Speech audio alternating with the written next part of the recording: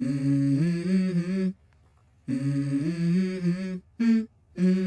go. I wake up to a little bit of drool on my pillow, feel like it's gonna be a bad day. Yeah, I'm tired of shit, and the coffee ain't hit yet, damn, ain't that great. I don't wanna go to work, cause my boss is a jerk, and I'm not even that paid.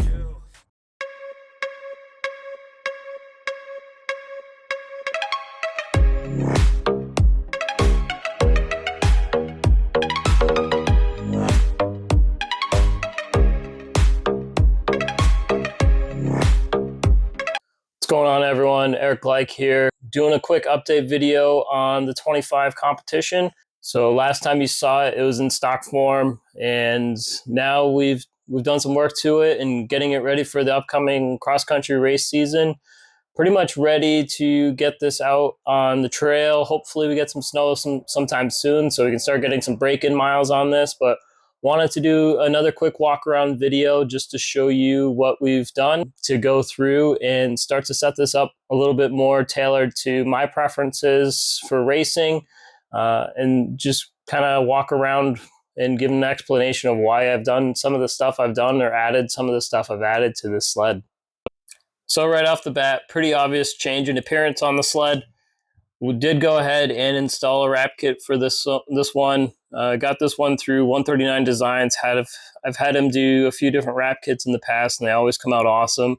And really impressed with the quality of the wraps. So highly recommend 139 Designs for these. This is actually very similar of a wrap kit to what I have on my 2020 RS, which we'll be doing a video around that, where I've now set that up for cross-country racing, and we'll be racing that this year in the Pro Open class. But essentially this wrap kit is the opposite in colors to that, and is essentially set up to be an homage, I guess we could say, to the Blair Morgan wrap kits of the X Games years. So it is honeycomb themed with the B classic kind of SKIDOO theme for this wrap. So really just wanted to kind of pay a little homage to Blair Morgan and what I grew up watching for snowmobile racing. So that's kind of what inspired this wrap idea. Really pleased with how it came out.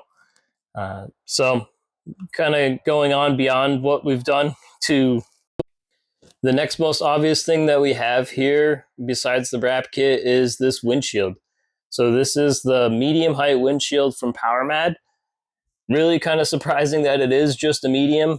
It is significantly taller than, honestly, a lot of tall windshields that I've seen in the past, but really happy with how it came out and how it looks. And one of the bigger reasons to put a taller windshield on, a lot of people associate short windshields with racing, but really have found a taller windshield just helps reduce the fatigue of having the wind pushing against your body the entire time.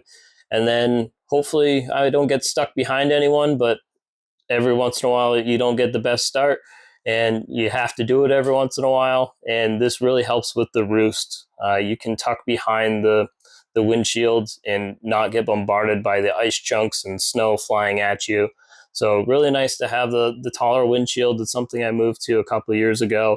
Really recommend it for racers out there. And then obviously trail riders, it's a heck of a lot warmer. So really a nice option, these new PowerMad windshields. I know SKIDOO does offer some taller windshields, but for the tall segment, I think the PowerMads are definitely the way to go. They can also fit really easily new handguards, which on this sled I've also added the PowerMad Fuzion Handguards here.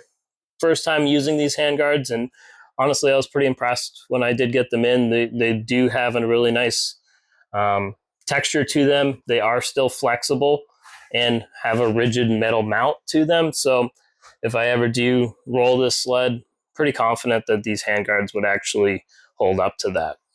And while we're here looking at the cockpit, after we checked out these new handguards, most of this has been swapped out as well. This really is kind of rider preference and just honing in on different ergonomics that I've come to enjoy while I'm racing and even trail riding.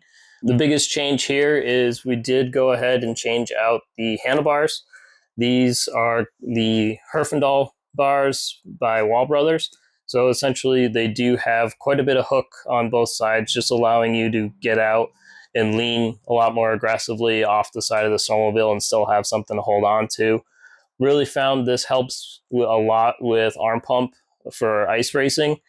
Just helps with the grip, and you're really more in a more attack position for ice racing, as well as just aggressive cornering. So definitely recommend at least looking at the Herf bars if you are going to be riding aggressively, or even just on those groomed trails, it kind of can hang off the sled a little bit more and just have a little bit less fatigue to it. And then beyond the bars themselves, we do have to extend out the grip since it is so much longer of an area. I end up using just a baseball bat grip. Actually been running this for a few years now and is extremely durable, and it also provides really good grip for gloves. So something I've kind of turned on to and been using for a few years on all my race sleds, and really like the feel of it and the durability. I used to kind of chew through grips a lot and would have to swap a few out every season. And with these, I can go years at a time, which is pretty nice. And also installed a bar pad here just to help protect some precious cargo that may end up in that area that we don't want to end up taking a pretty big impact. So just kind of more of a safety precaution with the bar pad than anything. And then underneath the bar pad is actually a different riser block that's been swapped out, and this is the Grip and Rip ISO Vibe block, and then we do have a 2-inch riser block underneath that. So we're looking at taking out a lot of the vibrations or impacts from bumps and any chatter that may be coming from the track or the trail.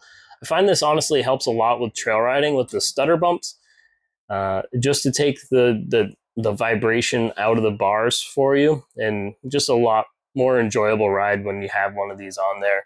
Just again, helping reduce that fatigue while you're out there going through all those bumps. And then two, which is nice, is with that 2-inch riser is essentially the same height as the stock riser. So if you're looking to install one of the ISO Vibes, definitely recommend a shorter riser block so you still have kind of that same height for the riser block there. And then another update we did here is going to be looking at the gas tank itself. So did remove the stock gas tank, which is just around 9.5 gallons, to a trail tank, which is, I believe, 11.5 gallons. So we're adding about 2 gallons of capacity. And the biggest reason for this is for cross-country racing in the pro class, we do race 100-mile runs, and we do have a mandatory fuel stop where we have to take at least 3 gallons of gas. So if you have a larger tank, in theory, I can go further and kind of run further in the race and have a little bit more strategy to play with having more fuel on board, so I can come into pit later. And I'm also less likely to need more than the 3 gallons of gas at the pit stop, just making it quicker to get in and out. So every second matters when we're out there. There's been races where 2 seconds decides it. So it can come down to a fuel stop, and taking less gas during that fuel stop certainly helps. So that's the main reason here.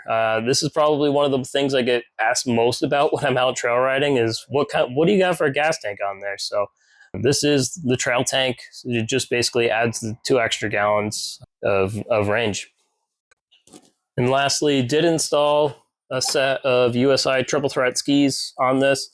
Have found that these skis have extremely good grip, but also they don't have a ton of steering effort, which is kind of hard to find in a ski. So it's got a really good balance to having that grip and not have so much turning effort that you're just really struggling to get the sled around a corner at any speed. So a ski I've been using for a few years now, highly recommend it for an aggressive trail rider.